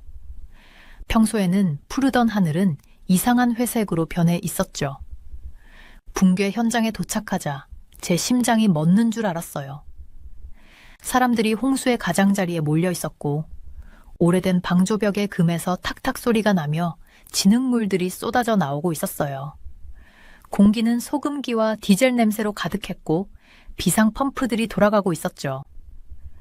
건설팀은 이미 장비를 배치하며 수리 작업을 준비하고 있었어요. 우리는 밤을 새워서라도 해야 합니다. 재현은 발전기와 중장비 소음을 뚫고 큰 목소리로 외쳤어요. 다음 만조는 새벽에 옵니다. 저는 고개를 끄덕이며 제 휴대폰을 꺼내 자재 공급업체와 조정을 시작했어요. 우리는 재앙을 막기 위해 12시간이 주어진 상황이었어요. 자카르타의 1,000만 명 주민들의 무게가 제 어깨에 내려앉았지만 저는 두려움에 사로잡힐 수 없었어요. 이것이 바로 우리가 훈련받았던 순간이었죠. 해가 지고 작업 현장은 거대한 조명에 밝혀졌어요. 콘크리트 트럭들이 끊임없이 도착했고 용접공들이 불꽃을 튕기며 어둠 속으로 날려보냈어요. 지역 주민들은 모래주머니를 전하기 위해 인간 사슬을 만들었어요. 그 광경은 놀라웠어요. 서로 다른 나라, 배경을 가진 사람들이 함께 모여 시간과 조수에 맞서 싸우는 모습이었죠. 저는 재현 옆에 계속 있으면서 그가 내린 지시를 지역팀에 전달하고 측정을 확인하며 수위도 모니터링했어요. 몇 분마다 시계를 확인하면서 새벽까지 남은 시간을 세었어요. 자카르타의 운명이 걸려 있었고 우리는 그것을 구할 유일한 사람들이었어요. 자카르타가 이렇게 어둡고 조용한 적은 처음 봤어요. 평소에 떠들썩한 오토바이 소리와 거리의 상인들 소리가 사라지고 그 대신 파도가 콘크리트에 부딪히는 소리만이 어둠 속에 울려 퍼지고 있었어요. 자정, 재현이랑 해변 밑에 서 있으니 얼굴에 바닷물이 뿌려지는 게 느껴졌어요. 몇 시간 동안 벽을 따라 걸으면서 긴급 복구 상황을 점검하고 다시 점검하느라 내 신발은 물에 젖어 있었죠. 수압이 굉장히 강해요. 재현이 손전등을 콘크리트 표면에 비추며 말했어요. 위기 속에서도 그의 목소리는 여전히 차분하고 안정적이었어요. 하지만 보강 작업은 잘 버티고 있어요. 나는 피곤해서 대답할 힘도 없었어요. 하루 종일 각지에서 온 팀들의 업데이트로 내 전화는 계속 진동하고 있었죠. 오늘 아침 우리가 발견한 벽의 파손은 모두를 놀라게 했어요. 마치 악몽이 천천히 현실로 다가오는 것 같았죠. 하지만 대응은 정말 빠르고 효과적이었어요. 몇 시간 만에 콘크리트와 강철로 가득 찬 트럭들이 도착했어요. 많은 근로자들이 시내 곳곳에서 왔고 그들 중 상당수는 위험에 처한 지역 주민들이었어요. 망원경을 들고 멀리 떠 있는 배들의 불빛을 볼 수 있었어요. 그것들은 우리의 모니터링 선단의 일부였어요. 파도의 높이를 측정하고 새로운 피해가 있는지 감시하는 역할을 했죠. 바다는 계속해서 상승 중이었고 우리는 그 최고조에 도달하기까지 4시간이 더 남았어요. 엠마, 재현이 부르며 그의 노트북을 손짓했어요. 그는 긴급 대피소 중 하나에 작은 작업대를 세워놓았어요. 이 수치 좀 봐. 스크린에는 벽을 따라 설치한 센서들의 압력 측정치 그래프가 표시되어 있었어요. 그 수치는 우리가 예상한 것보다 훨씬 더 높았죠. 그때 내 속이 갑자기 꽉 막힌 듯 했어요. 바다가 우리의 방어선을 예상보다 훨씬 더 강한 힘으로 밀어붙이고 있다는 걸 깨달았거든요. 여기랑 여기 추가 보강이 필요해요. 재현이 지도에서 두 군데를 가리키며 말했어요. 그는 무정의를 들고 한국어로 엔지니어 팀에게 빠르게 명령을 내리기 시작했어요. 24시간 넘게 깨어 있었던 그가 어떻게 이렇게 명확하게 생각할 수 있는지 정말 감탄스러웠어요. 그 다음 몇 시간은 정신없이 바빴어요. 더 많은 트럭들이 도착해 자재를 실어 나갔고 조명탑이 벽을 환하게 비추며 밤이 아닌 낮처럼 밝았어요. 안전장비를 착용한 근로자들이 재현의 지시에 따라 약한 부분을 보강하기 위해 왔다 갔다 했어요. 나는 현지 당국과 협조하며 위험구역에 있는 사람들이 대피할 준비가 되어 있는지 점검했죠. 새벽 3시쯤 비가 내리기 시작했어요. 보통의 열대성 폭우가 아니라 차갑고 지속적인 이슬비였어요. 모두의 기운이 빠져나가는 것 같았죠. 나는 근로자들에게 커피와 에너지 음료를 나눠주며 기운을 북돋아 주려고 했어요. 그들 중 몇몇은 위험 지역에 가족이 있었고 사실상 자기 집을 지키기 위해 싸우고 있었죠. 2시간 후면 만조야. 재현이 시계를 확인하며 말했어요. 분위기는 점점 더 긴장되었어요. 몇 분마다 누군가가 설치한 수위 표시기에 불빛을 비추었어요. 바다는 조금씩 계속 올라가고 있었죠. 나는 벽을 다시 걸었어요. 이번엔 인도네시아 해안방어 책임자와 함께였죠. 그는 예전 홍수로 이미 피해를 입은 곳들을 하나하나 짚어가며 말했어요. 이 벽이 무너지면 그는 조용히 말했어요. 우리가 지난 50년간 쌓아온 모든 것을 잃게 돼요. 마침내 새벽 5시 만조가 되었어요. 파도가 벽을 강하게 때리며 물보라를 높이 일으켰어요. 모두 모니터링 스테이션에 모여 압력 측정치를 지켜봤어요. 수치는 계속해서 올라갔지만 보강 작업은 견고하게 버텼어요. 첫 번째 새벽 빛이 수평선 위로 떠오르면서 나는 파도가 서서히 물러가는 모습을 볼 수 있었어요. 벽은 지금까지의 가장 큰 시험을 통과한 거였죠. 주위에서 근로자들이 환호하며 서로를 안아주기 시작했어요. 재현도 작은 미소를 지었어요. 하지만 우리는 모두 알았어요. 이건 단지 시작에 불과하다는 걸. 보수된 벽은 당장에는 버틸 수 있겠지만 더 큰 해벽 프로젝트를 빨리 완성해야 했어요. 기후변화는 우리가 따라잡기를 기다려주지 않았거든요. 나는 도시를 바라보며 해가 떠오를 때 그곳에서 일어난 일을 떠올렸어요. 수백만 명의 사람들이 집에서 안전하게 일어나고 있었죠. 그들이 얼마나 큰 위기에서 벗어난 건지, 또 그들을 지키기 위해 얼마나 많은 사람들이 힘을 쏟았는지 아마 그들은 모를 거예요. 당신의 도시는 정말 행운이에요. 나는 인도네시아 해안 방어 책임자에게 말했어요. 그는 고개를 저으며 대답했죠. 아니요, 우리는 당신과 재현 같은 친구들이 있어서 행운이에요. 그가 말했어요. 이게 바로 우리가 함께 일할 때 일어나는 일입니다. 이게 우리 미래를 지키는 방법이에요. 주위에 피곤하지만 자랑스러운 얼굴들을 보며 나는 그가 맞다고 생각했어요. 우리는 함께 바다를 마주하고 이겼어요. 적어도 지금은요. 앞으로도 많은 도전이 있겠지만 우리는 공동의 위협에 맞서 뭉쳤을 때 무엇을 할 수 있는지를 보여줬죠. 저는 제 사무실 창문에서 거대한 방파제의 또 다른 구간이 아침 햇살 속에서 형성되는 모습을 지켜봤어요. 우리가 거의 도시의 일부를 잃을 뻔했던 그 무서운 밤으로부터 벌써 6개월이 지났어요. 지금 방파제는 자카르타 해안을 따라 거대한 방패처럼 펼쳐져 있고 그 콘크리트 표면은 금빛 햇살을 받아 반짝였어요. 건설팀은 아래에서 꾸준히 작업을 이어갔고 그들의 노란 헬멧은 거대한 구조물 주위를 바쁘게 오가는 벌처럼 움직였어요. 커피 마실래요? 재현 씨의 목소리에 저는 뒤를 돌아봤어요. 그는 사무실 문 앞에 서서 김이 모락모락 나는 커피 2잔을 들고 있었어요. 지친 얼굴에 살짝 미소를 띠고 있었죠. 요즘 우리는 둘 다 긴 시간 일하고 있지만 그 피로 속에서도 뭔가 기대되는 마음이 있어요. 프로젝트가 생각보다 더 잘 진행되고 있었거든요. 고마워요. 제가 커피를 받아들며 말했어요. 해안 센서에서 나온 최신 데이터 봤어요? 그는 고개를 끄덕이며 의자에 앉았어요. 북쪽 지역의 수위가 안정되었어요.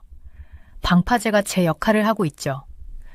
처음 제가 자카르타에 왔을 때 그 지역들이 어떻게 보였는지 기억해요. 거리들이 운하처럼 변하고 집들은 버려졌고 매번 밀려오는 높은 파도에 희망은 사라져가고 있었죠. 그런데 지금 그 지역들은 다시 살아나고 있어요. 지난주 몇 달 전만 해도 물에 잠겨있던 동네를 방문했어요. 아이들은 몇 년 만에 처음으로 물에 잠기지 않은 거리를 뛰어놀고 있었어요. 상인들은 돌아와서 건물 외벽을 새로 칠하고 있었죠. 변화는 단지 인프라에서만 일어난 게 아니었어요. 사람들의 눈빛에서도 변화를 느낄 수 있었어요. 가장 놀라운 변화는 항구 근처의 어촌에서 일어났어요.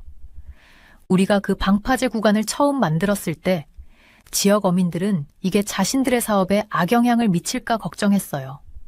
그런데 우리는 그들과 협력해서 배가 지나갈 수 있도록 특별한 게이트를 설계했어요. 이 방파제는 이제 지역 주민들과 함께하는 방식으로 공학이 어떻게 발전할 수 있는지를 보여주는 상징이 되었어요.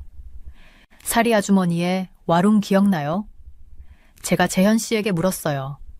그 작은 식당은 매년 우기 때마다 물에 잠기곤 했죠. 어제 거기서 점심을 먹었어요.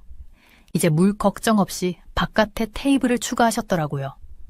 그는 미소 지으며 말했어요. 거기 음식도 점점 더 맛있어지고 있네요. 그때 우리 두 사람의 핸드폰이 동시에 울렸어요. 모니터링 시스템에서 또 다른 업데이트가 온 거죠. 요즘은 좋은 소식이 자연스러워졌어요. 지면 센서는 몇십 년 만에 처음으로 일부 지역이 더 이상 침하하지 않는다고 표시했어요. 새로운 수자원 관리 시스템이 제대로 작동하고 있었고 자카르타가 그동안 의존해왔던 지하수 우물의 의존도를 서서히 줄여주고 있었어요. 창밖으로 보이는 건설 중인 새 공원들을 보며 저는 다시 한번 기분이 좋았어요. 이전에 방파제와 모래주머니가 있던 자리는 이제 푸른 공간과 산책로로 바뀌었죠. 가족들은 해안가를 따라 산책하며 사진을 찍고 있었어요. 그곳은 이제 자카르타의 회복력을 상징하는 관광 명소가 되었어요.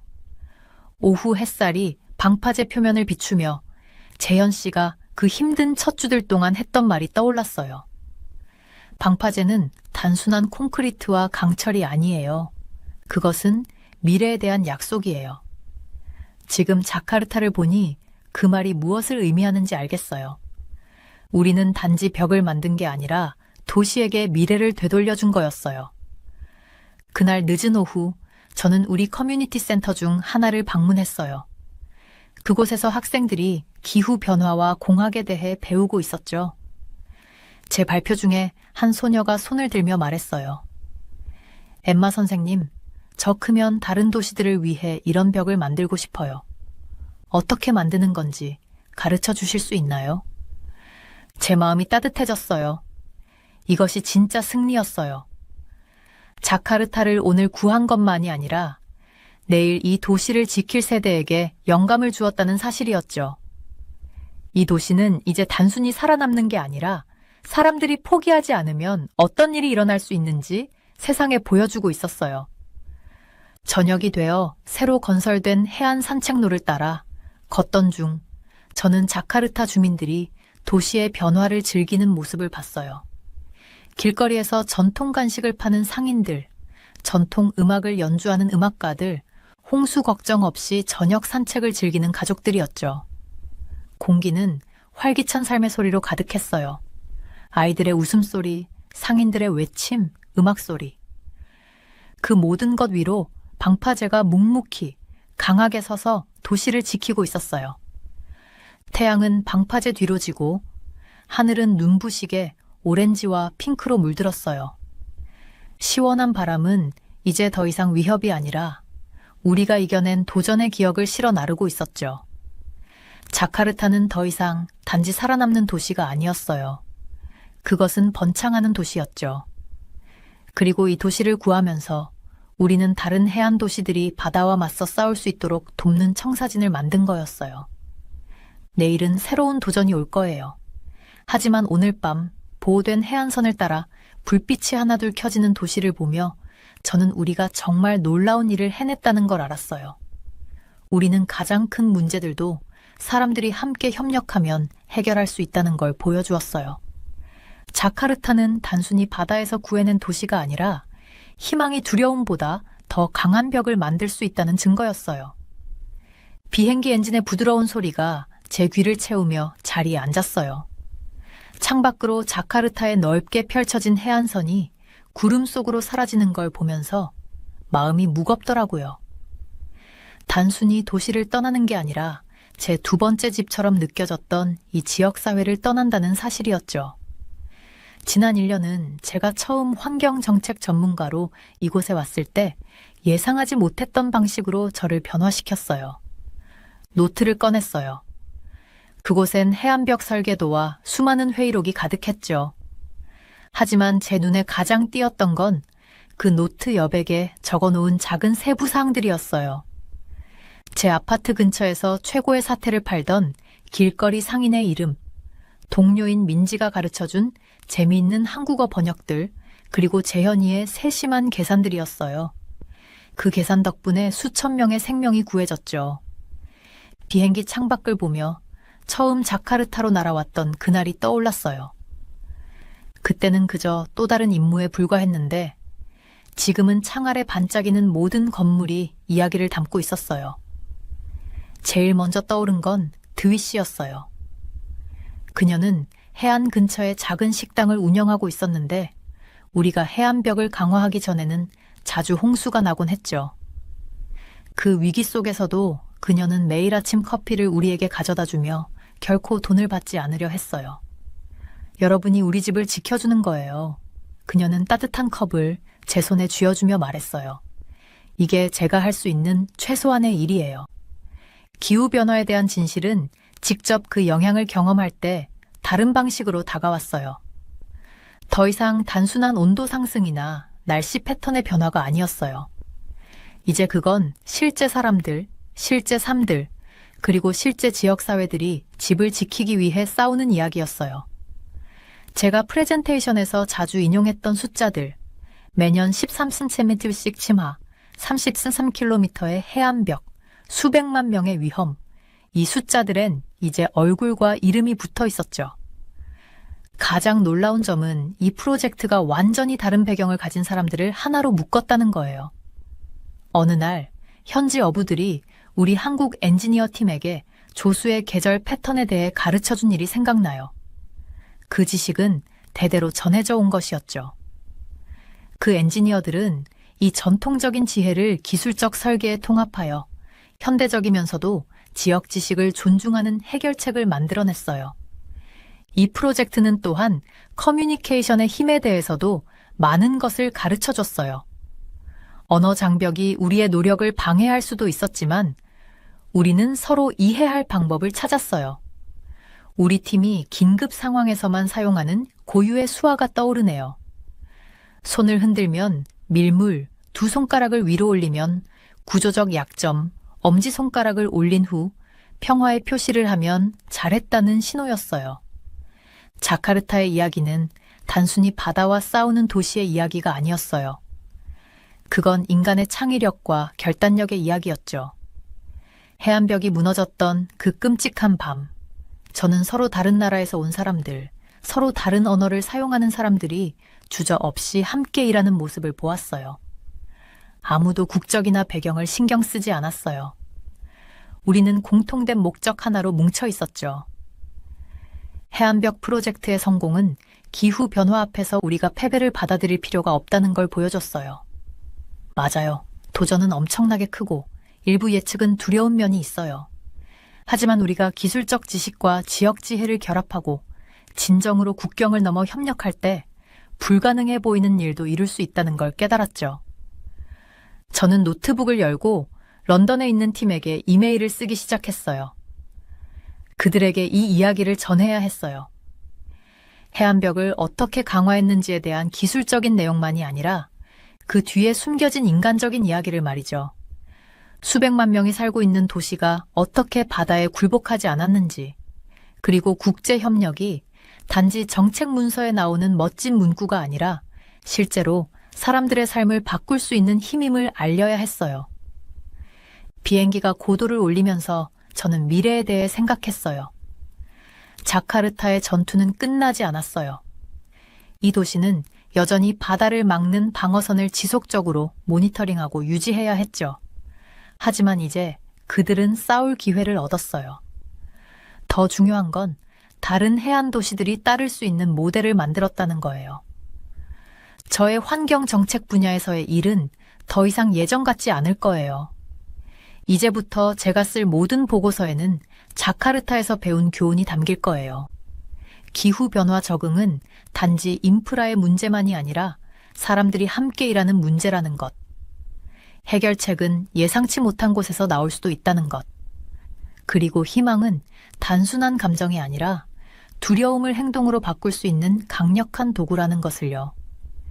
기장이 고도에 도달했다고 발표하자 저는 의자를 뒤로 젖히면서 자카르타를 떠나지만 그곳에서 얻은 소중한 것들을 함께 가지고 가고 있다는 걸 깨달았어요.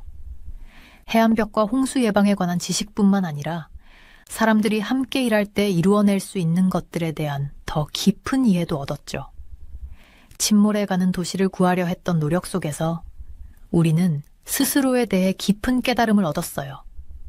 그것은 바로 혁신과 협력, 그리고 불가능해 보이는 난관 앞에서도 인내하고 극복할 수 있는 우리 인간의 능력이었죠.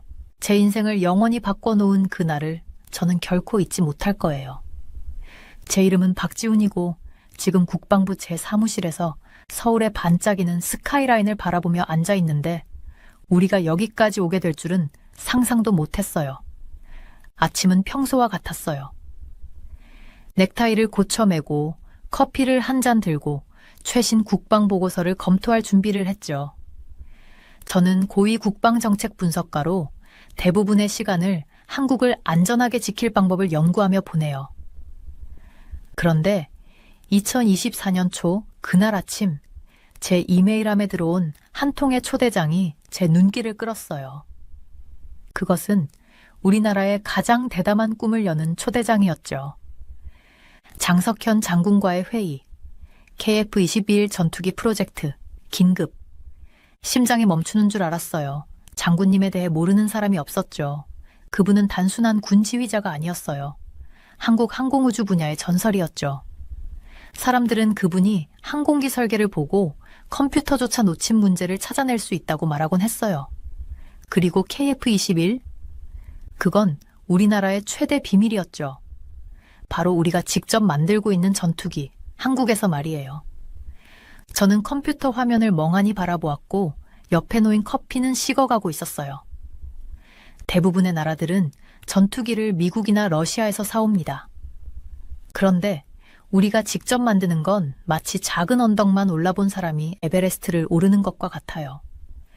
그건 수십억 달러, 수천 명의 똑똑한 사람들이 필요한 일이고 몇 년의 시간이 걸리는 일이죠.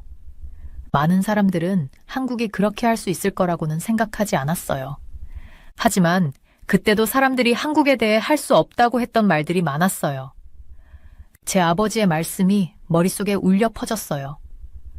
아버지는 한국 전쟁을 겪으셨고 그때 우리나라는 너무 가난해서 사람들은 제대로 먹을 것도 찾기 힘들었죠.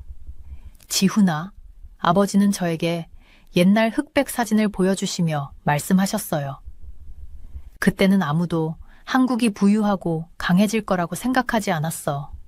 우리는 오직 결단력만 있었지. 지금 우리를 봐요. 우리의 스마트폰, 자동차, TV 프로그램은 전 세계적으로 유명하죠. 우리 도시들은 밝은 불빛과 높은 건물들로 빛나고 있어요. 하지만 아직도 뭔가 부족했어요. 우리는 여전히 첨단 전투기를 만들 수 없었죠. 다른 나라에서 사야 했어요.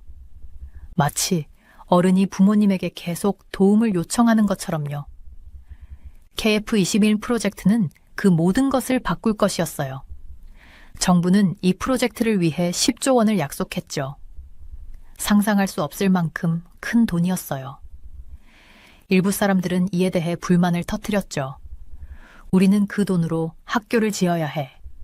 병원에 써야 해. 가난한 사람들을 도와야 해.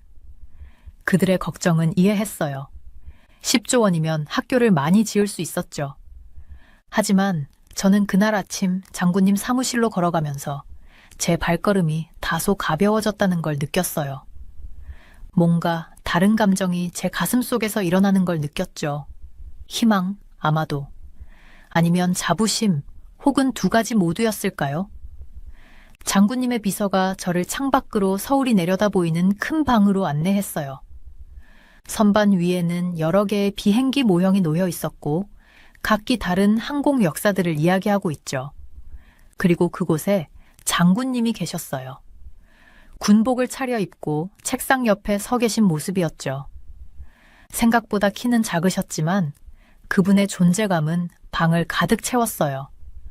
아, 박 분석관. 장군님께서 따뜻하게 미소 지으시며 말씀하셨어요. 와 주셔서 감사합니다. 그러시더니 의자 하나를 가리키셨어요. 그럼 꿈에 대해 뭐라고 생각하시나요? 그 질문은 저를 놀라게 했어요. 엔진이나 무기 시스템에 관한 얘기가 나올 줄 알았지.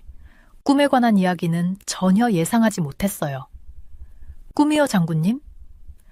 장군님은 고개를 끄덕이시며 제가 KF-21 모델을 알아본 걸 보고 그것을 들었어요. 모든 위대한 성취는 꿈에서 시작하죠. 70년 전 우리는 먹을거리를 충분히 갖는 꿈을 꾸었어요. 50년 전 우리는 자국의 차를 만드는 꿈을 꾸었죠. 30년 전 우리는 스마트폰을 만드는 꿈을 꾸었어요. 이제 장군님은 모델을 들어 빛에 반사된 날개를 보여주셨어요. 이제 우리는 우리만의 날개로 하늘을 지배하는 꿈을 꾸고 있어요. 장군님은 모델을 책상에 내려놓고 저를 뚫어져라 바라보셨어요. 박지훈 분석관, 저는 당신의 분석 보고서를 읽었어요. 기술과 사람을 모두 이해하는 능력을 가지고 있다고 했죠. 그건 드문 일이에요. 바로 이 프로젝트에 필요한 능력이죠. 저는 입이 마르고 한마디도 못했어요. 장군님? 역사의 한 부분이 되고 싶어요? 한국이 다음 큰 도약을 하는데 도움이 되고 싶어요? 저는 모델 비행기를 바라보며 그 순간 서울의 스카이라인도 함께 바라봤어요. 그 순간 저는 단지 건물과 거리만 보인 게 아니었어요. 그곳에는 꿈을 멈추지 않은 한 나라의 이야기가 있었죠. 끊임없이 앞으로 나아갔고 불가능이라는 답을 결코 받아들이지 않았던 나라의 이야기였어요. 저는 장군님을 향해 고개를 끄덕였어요. 네, 장군님, 영광입니다. 장군님은 다시 미소 지셨는데 이번엔 그 미소가 달랐어요. 강렬하고 결연했죠. 좋아요. 우리가 가진 모든 결단력이 필요할 거예요. 앞으로의 길은 쉽지 않을 거예요. 하지만 장군님은 웃으시며 진짜 가치 있는 일은 결코 쉽지 않죠. 그날 장군님 사무실을 나설 때 제가 어떤 모험이 기다리고 있을지 정확히 알 수는 없었어요. 하지만 하나는 확실했죠. 저는 한국의 다음 기적을 목격하게 될 거라는 거예요. 그리고 이번에는 단지 역사를 지켜보는 것이 아니라 그 역사를 만드는 데 도움이 될 거라는 걸 알았어요. 저는 한국항공우주산업 KAI 시설의 거대한 경납고로 걸어가면서 심장이 뛰고 있었어요. 아침 햇살이 높은 창문을 통해 비추며 차가운 공기를 가르며 빛의 줄기를 만들어냈어요. KF-21 전투기를 사진으로는 봤지만 직접 본다고 해도 전혀 준비가 안 되었던 것 같아요. 그 전투기는 경납고 조명 아래에서 빛나고 있었어요. 어두운 회색 표면은 아침 햇살을 반사해 살아있는 듯 보였고 기수는 하늘로 자랑스럽게 솟아 있었어요. 마치 하늘로 발사될 준비가 된 화살처럼요. 뒤로 젖혀진 날개는 사냥 준비가 된 매를 떠올리게 했어요. 그 순간 왜 이 전투기를 보라매라고 부르는지 이해가 갔어요. 젊은 매라는 뜻이죠. 장 장군님이 제 옆에 오셨어요. 그의 발걸음 소리가 조용한 경납고 안에 울려 퍼졌어요. 예상보다 키는 작았지만 그분의 존재감은 방 안을 가득 채웠어요. 깔끔한 제복에는 수십 년의 경력이 묻어 있었고 눈빛은 경험이 풍부한 사람답지 않게 설렘으로 반짝였어요. 어때요, 지훈 씨? 장 장군님이 전투기를 가리키며 물어보셨어요. 저는 잠시 말문이 막혔어요. 아름다워요. 겨우 말했어요. 장 장군님은 제 반응에 만족하신 듯 미소를 지으셨어요. 날아가는 거 보고 싶어요? 저는 손쉽게 고개를 끄덕였고 장 장군님은 저를 데리고 비행장으로 나갔어요. 아침 날씨는 맑고 화창했어요. 시험 비행을 하기에 완벽한 날씨였죠. 걸어가면서 장 장군님은 개발팀이 이 지점에 도달하기 위해 얼마나 많은 시간을 투자했는지 설명해 주셨어요. 공기역학을 완성하고 첨단 레이더 시스템을 개발하는 등 수많은 기술적 난관을 넘어서야 했다고 하셨죠. 오늘 비행은 트레온 47번째예요. 장 장군님이 자랑스럽게 말하셨어요. 지금까지 단 한 번의 사고도 없었죠. 심지어 미국 사람들도 그 기록에 감탄했어요. 우리는 비행기지로 가서 마지막 점검을 시작하는 지상 승무원들을 보았어요. 녹색 비행복을 입은 조종사가 빠르게 손을 흔들며 조종석에 올라갔고 저는 그 모습을 신기하게 지켜보았어요. 비행기 캐노피가 내려가며 부드럽게 소리를 내며 밀착되는 걸 보았어요. 그 다음 몇 분은 마치 시간이 느리게 흐르는 것처럼 느껴졌어요. 전투기의 엔진이 낮은 윙윙거림으로 시작해 점점 강한 굉음으로 변했어요. 그 소리가 가슴 깊숙이 울리며 마치 거대한 심장이 뛰는 것 같은 진동을 느꼈어요. 엔진의 열기가 비행기 뒤쪽 공기를 일렁이게 했고요. 잘 보세요. 장 장군님이 엔진 소음에 가려져 거의 들리지 않는 목소리로 말했어요. 지금 특별한 걸 보게 될 거예요. KF-21은 처음엔 천천히 움직이다가 점점 속도를 붙였어요. 엔진 소리가 커지며 저는 숨을 죽이고 그 장면을 지켜보았어요. 이륙 지점에 도달했을 때 전투기의 기수가 올라가고 믿을 수 없이 거대한 기계가 지면을 떠올랐어요. 하늘로 솟아오르는 모습은 너무나 우아해서 물리학의 법칙을 거스르는 것처럼 느껴졌어요. 조종사는 전투기를 여러 가지 기동을 하며 성능을 뽐냈어요. 전투기는 직선으로 올라가면서 푸른 하늘을 배경으로 작은 은색 십자가처럼 보였어요. 그 다음에는 급격히 선회하며 공기 중에 우아한 백색 증기 자국을 남겼죠. 그 속도와 기동력은 놀라웠어요. 마치 기계라기보다는 춤추는 무용수처럼 보였어요. 5년 전만 해도 이건 꿈이었죠. 장 장군님이 조용히 말했어요. 지금 보세요. 이걸 우리가 해냈어요. 한국의 엔지니어들, 한국의 기술, 한국의 결단력으로요. 저는 전투기가 활주로를 낮게 비행하며 지나갈 때 그 속도에 놀랐어요. 지나간 후에는 그 소리가 몇 초 뒤에야 들려왔죠. 그 바람에 옷이 날리고 근처 책상 위에 종이들이 날아갔어요. 몇 명의 지상 승무원들은 환호하며 박수를 쳤어요. 이건 단순히 우리만의 전투기를 가진다는 게 아니에요. 장 장군님이 계속 말씀하셨어요. 이건 대한민국이 할 수 있는 일을 세상에 보여주는 거예요. 그 전투기가 이륙할 때마다 그 안에는 우리 국가의 꿈이 실려 있어요. KF-21이 완벽한 착륙을 하며 활주로에 내려올 때 저 안에서 뭔가 바뀌는 느낌이 들었어요.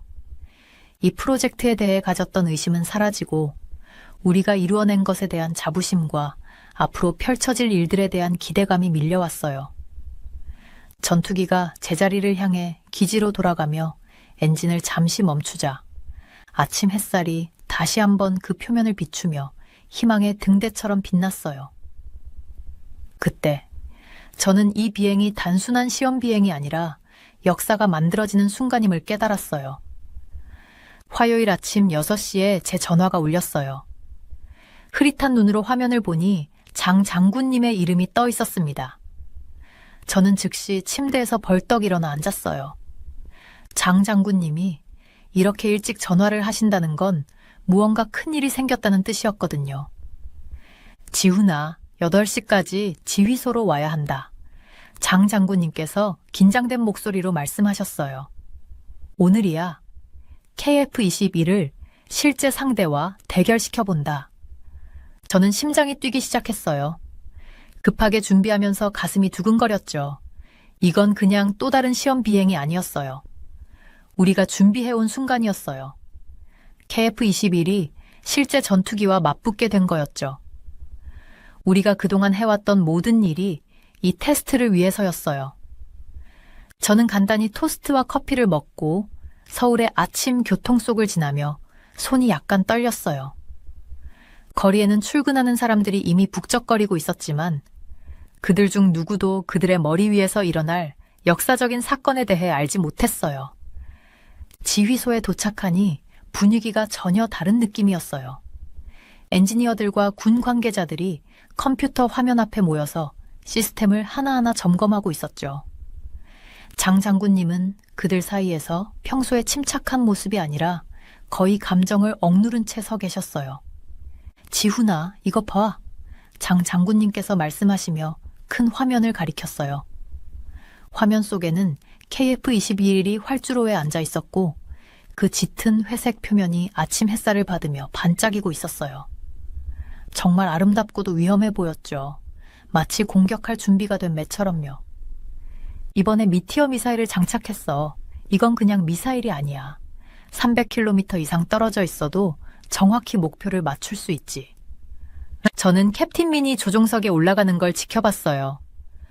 라디오를 통해 그녀가 비행 전 체크리스트를 확인하는 소리가 들려왔죠. 그녀의 목소리는 안정적이고 전문적이었지만 그 안에서 자부심이 묻어났어요. 그녀는 이 순간을 위해 몇 달 동안 훈련을 해왔거든요. 상대 항공기는 세계적인 공군의 4세대 전투기야. 장 장군님께서 설명해 주셨어요. 그들이 이 테스트에 동의한 건 우리 KF-21이 실제 전투 상황에서 어떻게 작동하는지 보기 위해서야. 시뮬레이션은 한반도 상공 3만 피트에서 시작되었어요.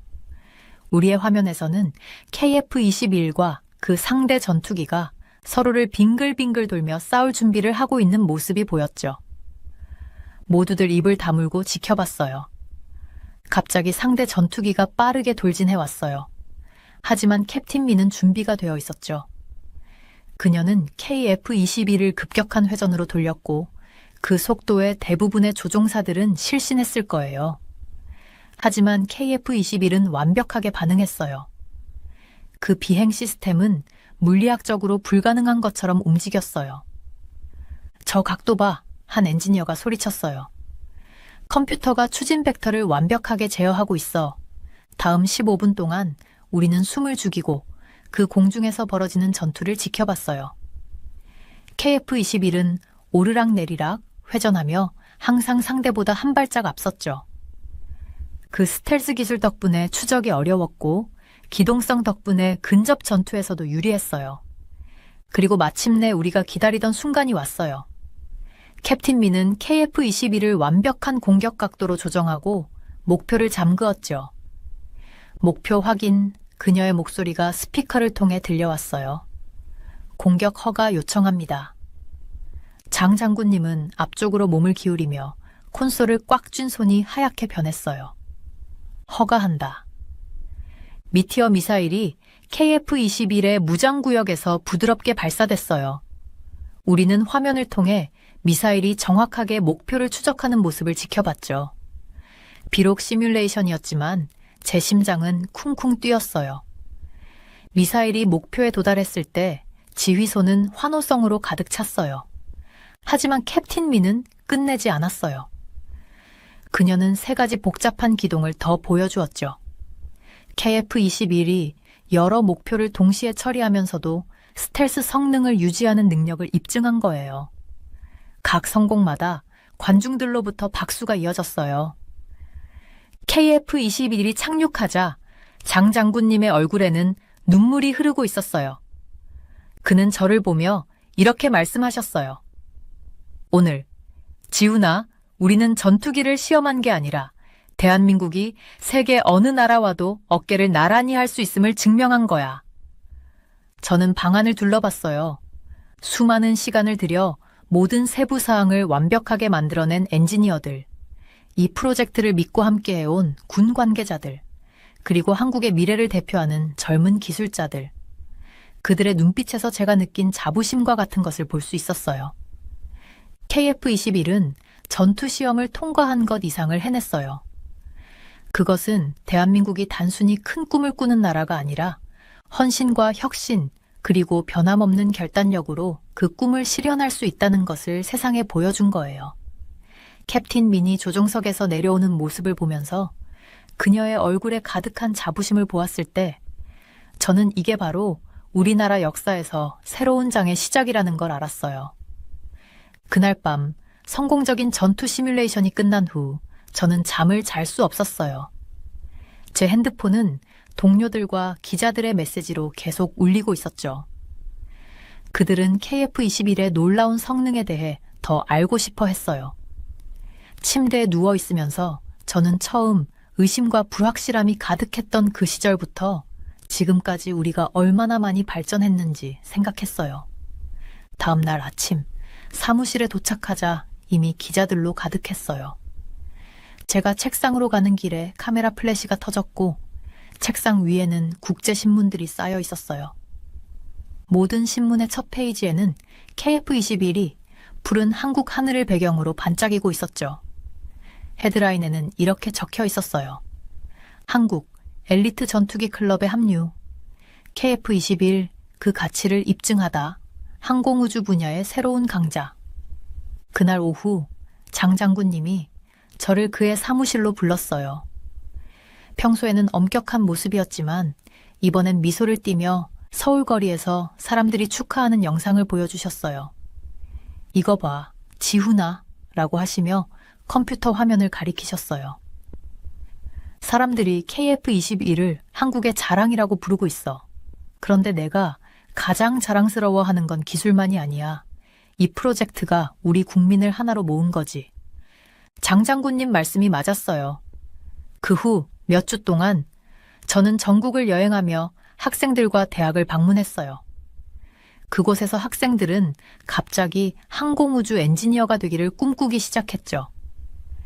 대전에서는 과학 박람회에 KF-21의 자세한 모형을 만든 중학생들을 만났어요.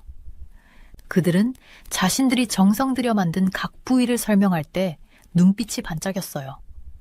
그 영향력은 국경을 넘어갔어요. 전 세계의 국방 관계자들이 우리 시설을 방문하기 시작했죠. 어느 날 오후 한 미국 장군이 저에게 손을 흔들며 우리가 예전엔 너희의 선생님이었지. 이제 우리는 너희에게 배운다. 고 말했던 일이 기억나요. 그 말은 몇 년 전만 해도 상상할 수 없는 일이었어요. 하지만 성공은 새로운 도전을 가져왔어요. 다른 나라들이 우리의 비법을 알고 싶어 했죠. KF-21 시설의 보안을 2배로 강화해야 했고 어느 날 밤에는 낯선 차들이 제 집 뒤를 따르기도 했어요. 장 장군님은 우리에게 소셜미디어나 심지어 가족들과도 지나치게 많은 정보를 공유하지 않도록 주의하라고 경고하셨어요. 계속해서 기세를 유지해야 한다는 압박은 매우 컸어요. 우리 팀은 그 어느 때보다 더 긴 시간 동안 일했고 전 세계가 우리의 모든 움직임을 지켜보고 있다는 것을 알았어요.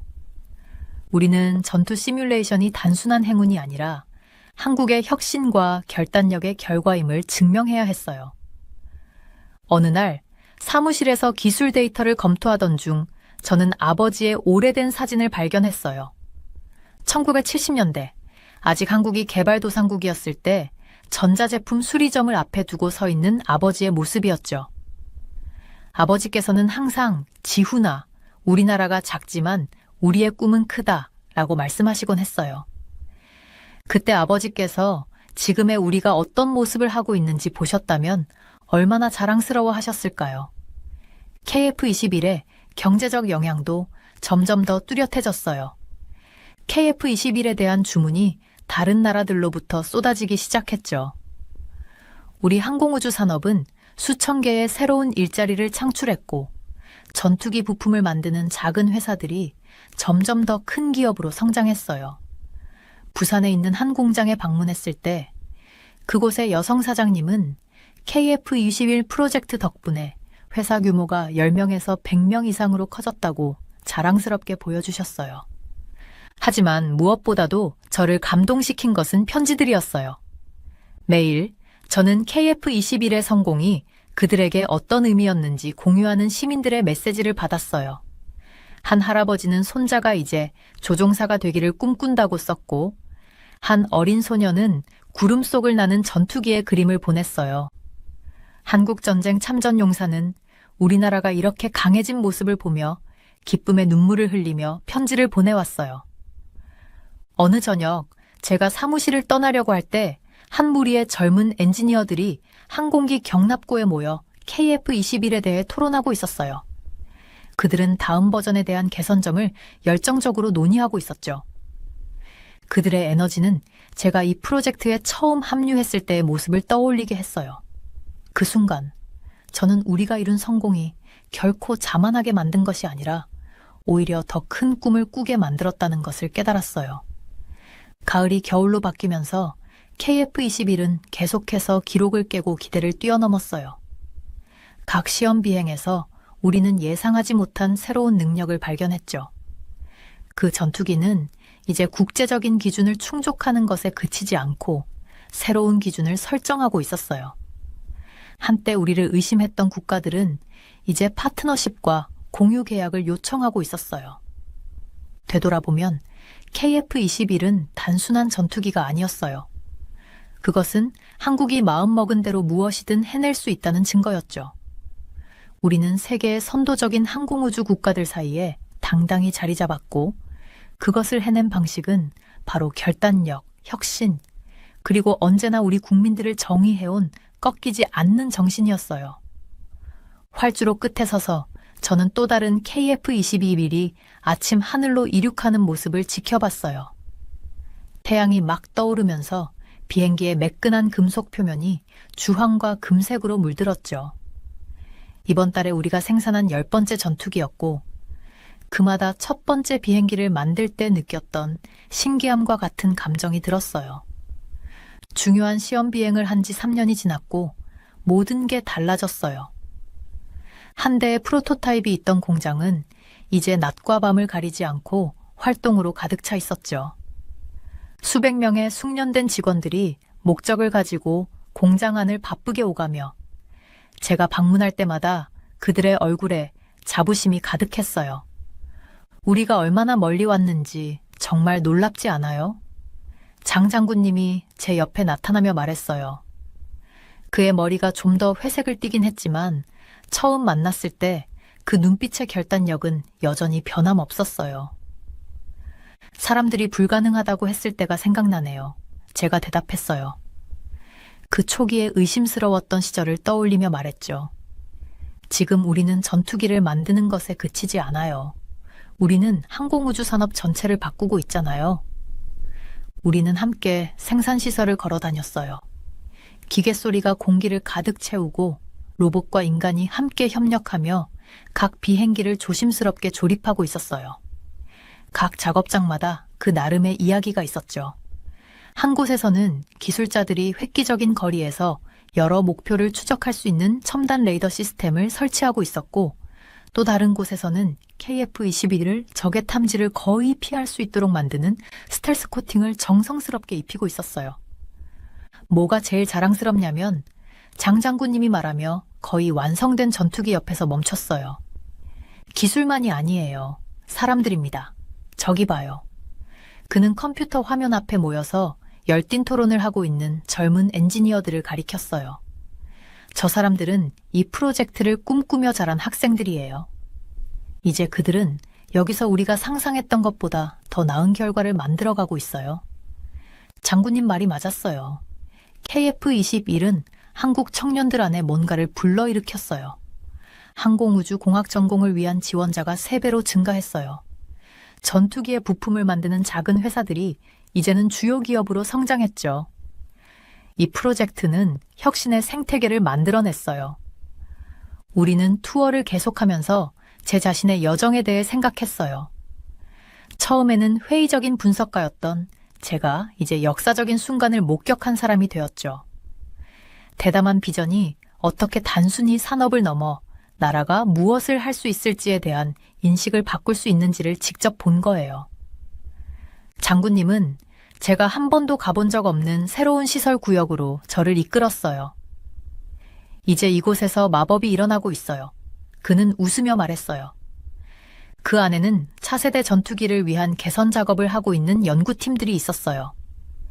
일부는 비행기를 더 가볍고 강하게 만들 수 있는 새로운 재료들을 테스트하고 있었고, 다른 이들은 전투 중 조종색에 몇 초 차이로 우위를 줄 수 있는 인공지능 시스템을 개발하고 있었죠.